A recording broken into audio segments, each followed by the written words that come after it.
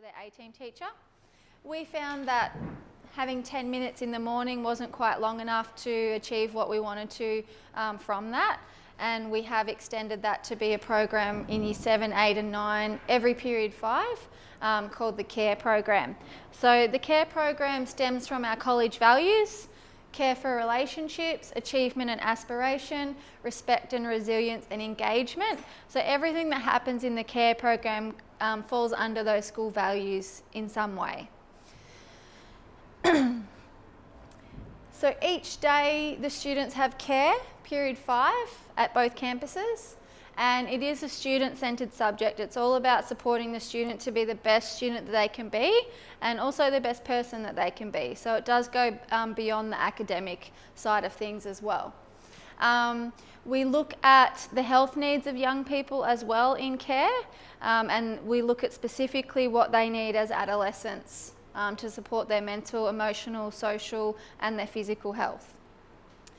The care teacher also has that advocacy role, so they can be that first point of call for the student if something's going not quite right, if they need to debrief, or if there's an issue that they need a teacher to discuss with that might not be their classroom teacher. Most staff in the college are a care teacher. Obviously we do have more teachers than care classes, so not quite everybody is a care teacher. With the timetable, care happens on Monday, Wednesday and Friday. We do have 3 areas that we focus on in that time. We have personal development, we have wellbeing, and we also have academic growth. So they're the 3 kind of tiers that we work under. There have been staff trained heavily in the mindfulness and wellbeing side of things before the care program has been initiated, and they lead the development of the curriculum for that area. And the curriculum happens commonly across the school, so the lessons that happen in care are developed prior to the lesson, and all the teachers deliver a similar style lesson, so the students are receiving the same information. The content for care, the lessons are on Desire to Learn, our online learning platform. So the students can access this in their care classes, but they can also access it at home, or you guys can look at it as parents as well to see what content they're doing and what the lessons are like as well. So this is kind of just a snapshot of what it might look like for a student when they access it on their iPad. Alongside the Monday, Wednesday and Friday is the Tuesday and Thursday. So this is our health block. So the health block falls under the health and PE department, and it is a Victorian curriculum standard that needs to be taught at the middle years college. So the reason that we one of the reasons that we have health running in this block is it allows for a lot of collaboration to happen between the health classes because they're all on at the same time. Usually you might have one health class on Monday and the UNIs might have theirs on Friday, and it doesn't allow for classes to collaborate. There might be a lecture style that happens. There might be a teacher that specialises in a certain area of health, and they might run a combined program for all of the students. Or we might have a guest speaker that comes to talk about mental health or something like that, that might be able to talk to all the students at once. It also allows for some splitting up. Maybe there's a topic that there needs to be a lesson that's gender split or something like that. So it does allow for those opportunities to happen. They do formative and summative assessment tasks as health happened, just like it did last year.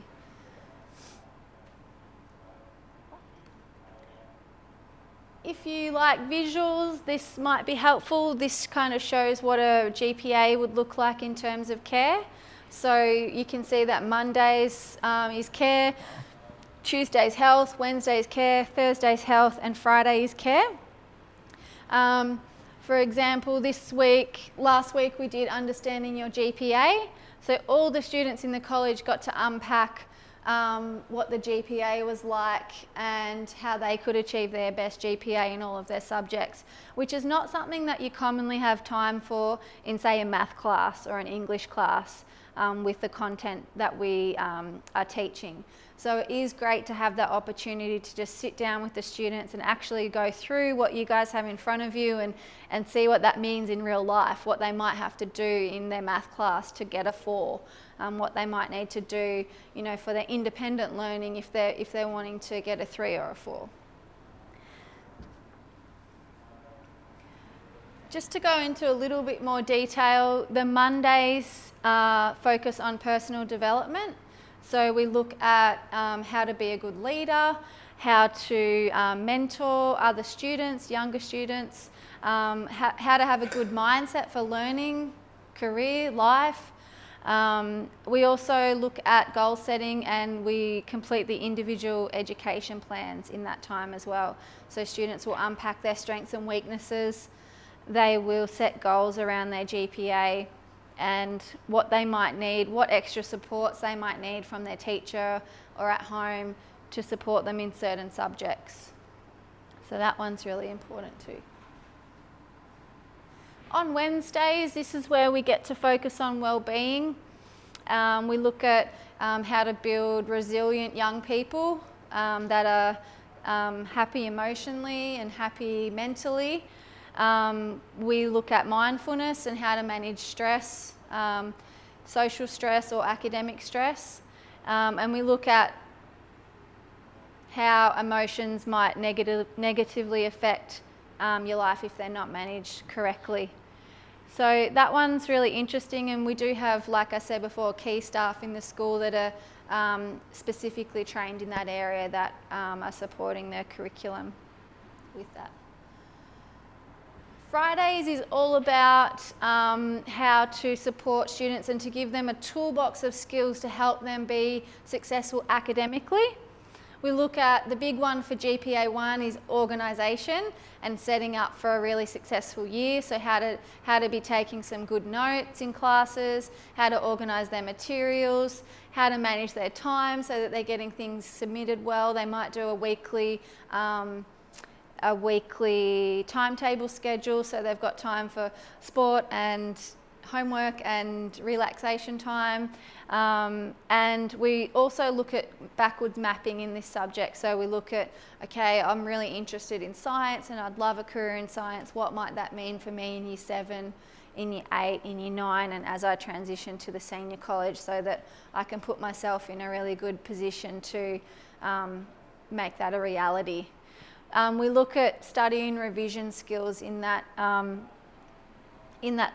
time frame as well.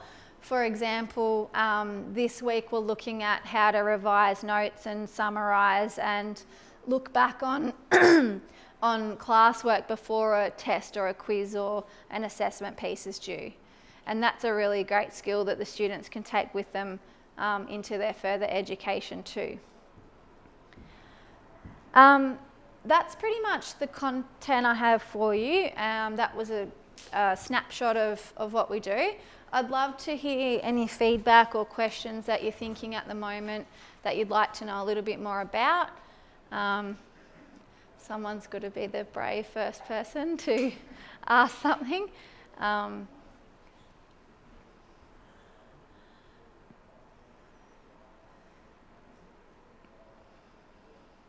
Did I cover it all? The other group wanted to know a little bit more about the role that the care teacher plays for the students, like the advocacy role, and if they were able to contact the care teacher if something were to come up or there was an issue, and that's definitely the case. The care teacher could be the first port of call if there was an issue that you felt could be resolved fairly easily, or was fairly minor. Obviously, if something major happened, you might get in touch with the house leader pretty quickly or an assistant principal, but the care teacher's definitely on the ground with your student every day, and they have 25-ish students that are their responsibility in terms of any minor issues and things going on like that. Whereas a house leader would probably have around 200 students that they're looking after too. So definitely use your care teacher if you want to contact, if you want to talk about, if you're going away for a holiday or you wanted them to organise work, something like that. Have Oh, sure. Good question. So there's a couple of ways you could do that. Email is really good, and you will find out really soon. There'll be a parent portal in the next. It was happening, going to go out today, but that hasn't happened. There will be a parent portal where you can go in and all your teachers' emails will be there, so you can click straight on them and email them directly. If you know the email, if you know their name, you can type in their first initial, their last name at wmyc.vic.edu.au. Or if you weren't sure of their email or name even, you could just call the front office and they could say this is the care teacher and this is their email address. So there's a couple of ways that could happen. So what we... Sure. Yes. Yes. Yeah. So we had the. They do monitor their attendance, but they don't. It is the classroom teacher's responsibility to monitor attendance in their class. So, for example, in my math class, attendance in that class would be my responsibility, and I would be contacting parents if someone wasn't in my math class for a period of time. But the care teacher might oversee, for example, if there was a pattern of low attendance, they might make contact with the family and say, hey, is everything okay? I've just noticed there's been a few absences. Can we do anything to support from here? So definitely have input, and they might also meet with families as well. Before it kind of gets to that house leader level. Yeah. Yeah. Yeah, first point of call, they're kind of like the stepping stone or that one teacher that... No, they see them every period 5 for the 38 minutes. Yeah.